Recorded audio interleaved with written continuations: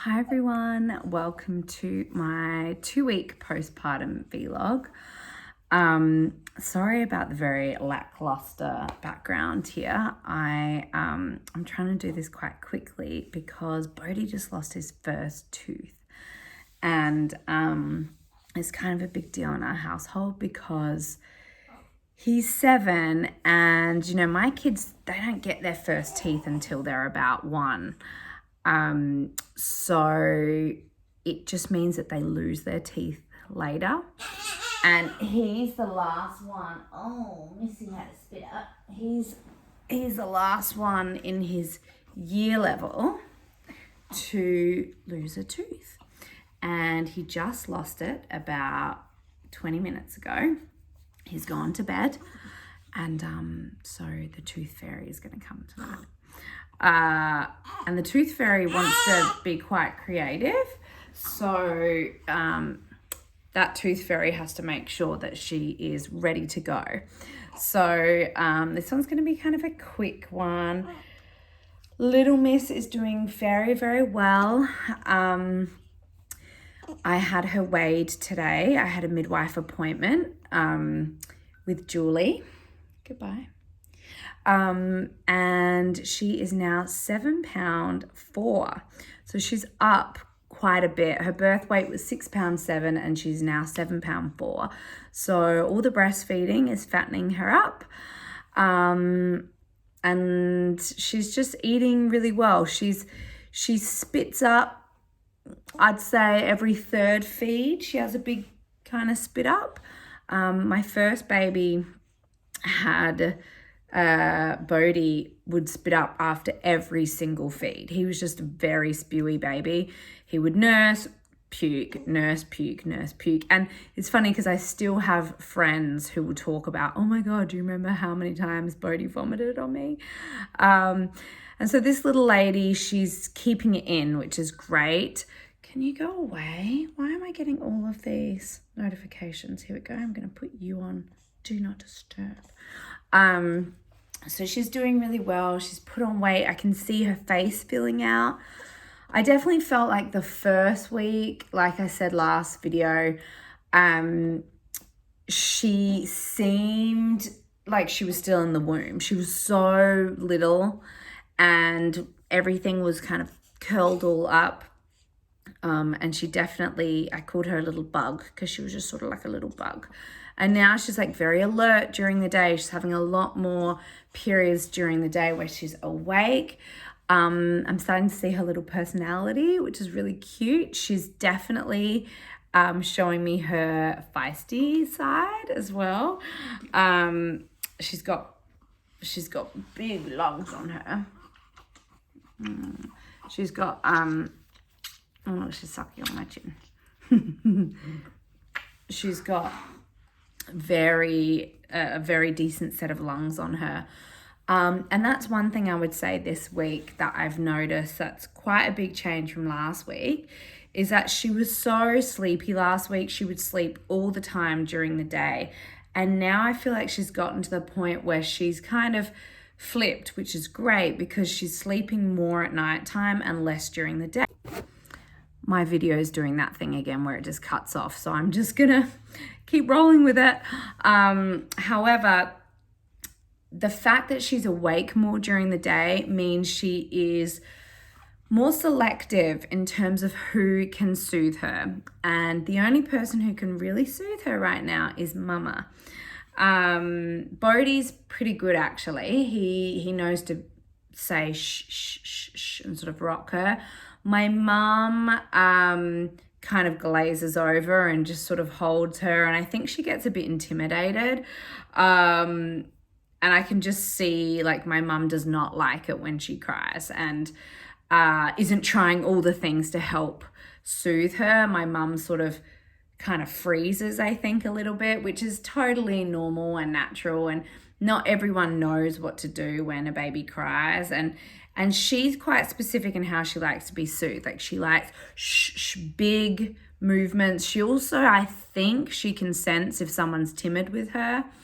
And it makes her cry even more. She just wants someone to sort of grab her, rock her, or like put her face to your face. She likes being really close around the face. I can tell that just my voice calms her down. So, you know, I'd say one of the challenges this week has been that she will only be able to be calmed by me. And that's sometimes hard when you're trying to make dinner for everyone. I know if Mark was here, he'd be able to calm her down. But obviously he's overseas. So I'm doing school drop-offs, pickups, extracurricular activities, spread really thin, but I'm also the only one who can really like be with her one-on-one in a way that makes her feel super comfortable. So like tonight, for instance, I was cooking veggies. I was doing kale chips and balsamic Brussels sprouts, and I was making nachos, and my mum had her, but she just was not happy. So she had to be in my arms. Then I'm trying to cook, and that's why the carrier is so handy, because then I can be hands-free. And so there's this carrier that I got, which I love, and it is now my favorite carrier I've ever had. And I have had all the carriers in all the land, soft carriers. I love like Solly baby carriers. There's another one called Baby Dink I've been wearing, which is a soft baby carrier. And then I have more structured carriers. So I've had the Baby Bjorn 1, I've had the Ergo, and now I have this new one, which is actually my favorite. It's called Artipop. It's the brand. They're quite fancy. My carrier is like a velvet, and it's really soft and beautiful, and it's a caramel color, and it's just really gorgeous. But the reason I love it so much is because it's so easy to put on. It takes 10 seconds, baby's in, clip, clip. That's it, which is great. And then you just pull the straps down to tighten it. So I've been loving that carrier. I used it today at Kinder Gym, which you need to be holding your kids' hands as they like go on balance beams and swing, and they're on the trampoline. And so I really have to be hands-free. Are you smiling in your sleep? So that carrier has been amazing. I really enjoy it. And I can breastfeed in it. There's enough room for me to be able to breastfeed, and her head's like underneath, so it's also discreet if you want to be discreet with breastfeeding. I don't care about being discreet with breastfeeding. If she's hungry, she's hungry. But she sort of is, it feels like she's in this little cocoon. So that has been a godsend. The other thing, you know, with a fourth baby is that they just have to get used to being in the car all the time, because she's always being pulled from one place to the next, because I'm doing school pickups and my kids have different play groups during the week if they're not at school. Forrest and Poet have, like Forrest has a bush school, and then he has this other little pod he goes to, and then he has the Kinder Gym, and Poet's got dance class, and Forrest has got dance class, and Bodhi's got dance class, and there's just so many things. I've got football, so many things throughout the week, and I'm the one driving them to each thing. So she ends up being in the car a lot. She does not like the car. She is not a fan of the car. So oftentimes I find myself driving and like shh, like rocking the car seat. But yeah, so that's how she's been.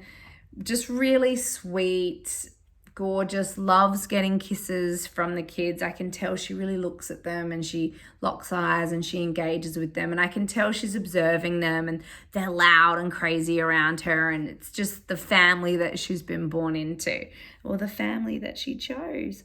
So that's kind of our daytimes. Nighttime, she's been sleeping in her docker tot. I kind of roll over and I will breastfeed in the night. She'll do like little small stints in the snoo, but I know she's still a bit young for it. My babies, like I've said, my babies prefer to be in the snoo when they're about 2 months old. So she's been really loving the docker tot. I have her zipped up in a little, like a woomie. So it's a little swaddle, but she can still move her hands around. And we're getting a decent amount of sleep. I mean, I am an advocate for safe co-sleeping because I feel like I get so much more sleep and that my babies get so much more sleep. Everyone has their own way of doing it. There are very specific safe co-sleeping guidelines. You can check those out. Dr. McKenna is someone who writes a lot about co-sleeping, but it has been really beneficial for us, and she seems to love being close to mama. And as a breastfeeding mummy, it's just really handy having her close.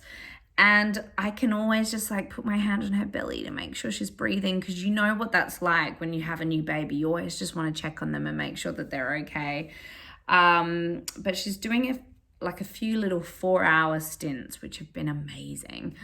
Oftentimes she won't wake up till she'll go to sleep about 10:30. She won't wake up until 2:45, which is really cool. And then she'll wake up maybe 2 hours later or 3 hours later. The other night she only woke up twice during the night, which was so cool. That felt like a really amazing lie-in. And then she had one night where she sounded quite snuffly. And my kids had colds the first week she was here. So I was like, oh no, I think she's getting this. But she just seemed a little bit stuffy. And she was up almost every hour.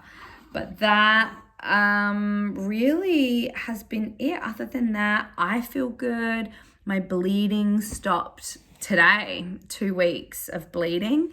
So that has been wonderful. I'm wearing my little period undies just to make sure that I'm fully done with the bleeding.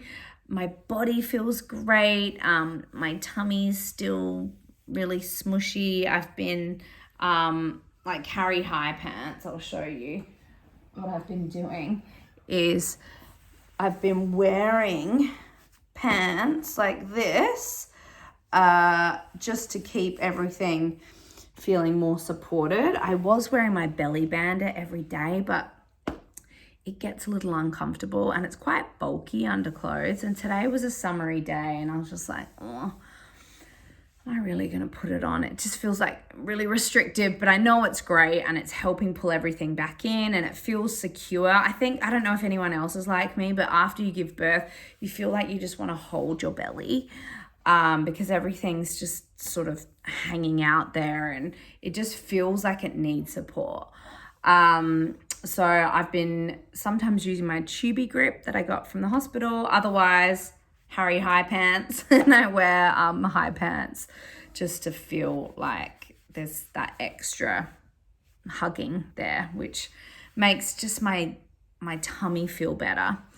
I feel great. I don't feel like I've just given birth. The only thing that I've had this week, which totally sucks and has made my week so much harder, I can't believe it took me so long to talk about this, is I have pinched a nerve in my shoulder blade. And I think it was because I fell asleep like with my arm up. But then it's also, if you think about it, all the leaning over, the breastfeeding, oh my goodness, I can't feel these two fingers, totally numb. And my arm has just got throbbing pain all down it. I'm constantly doing this. I've had paracetamol, and I don't usually take pain relief even when I have a terrible headache. I just don't tend to do that. I've been having paracetamol every 4 hours. It's just this throbbing. I was likening it to labor, like this like coming in waves. And I was like, oh my God, I'm having contractions in my arm and my back and my neck. And it's actually a lot worse when I lie down. When I stand up or sit up, right now I'm feeling it all in my arm and a bit back here. But when I lie back, it's just so sharp. The pain's really sharp back there and it's really uncomfortable. So that's been a bummer. So it's a pinched nerve. If anyone has any suggestions on how to get rid of this, I've gone to the chiro, had like my neck cricked, my back, everything. I had adjustments. It's still there and it really hurts. It's such a bummer. I've never had it before. I've woken up with a stiff neck before, but I've never had this like shooting pains down my arms and numb fingers. It's just bizarre. I'm hopeful it'll go away. Everything I've been Googling is like 4 to 6 weeks. That can't happen. I'll go nuts. So if anyone has any suggestions, please let me know. If this has ever happened to you before, I'm like, at what point do I go on? Like, I'm having a massage on Friday, so in a few days. But do I go to the physio? I've been trying to do all these stretches that I looked up online and nothing seems to be helping.